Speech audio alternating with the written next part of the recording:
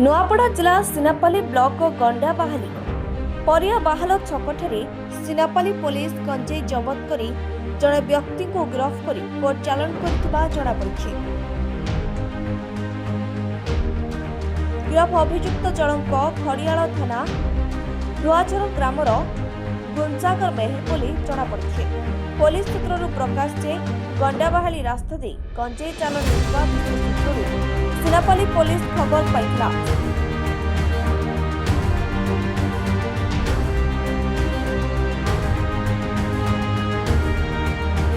सिनापाली अधिकारी रश्मिता प्रधान निर्देश क्रमे पुलिस एसआई अनिता जानी और एआई प्रभाकर नायक नेतृत्व में एक टीम गठन कर 5 केजी 964 ग्राम गंजेई जबत कर युवकों को गिरफ्त करने एक बाइक ओडी 2683 और गोटे मोबाइल फोन को जबत किया।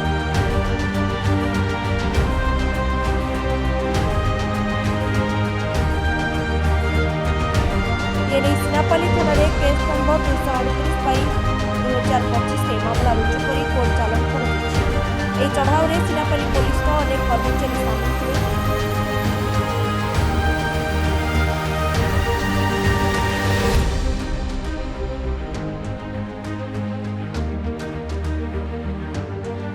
नुआपड़ा जिलूर जौबन कहिलको रिपोर्ट गीतांजलि न्यूज ओडिया।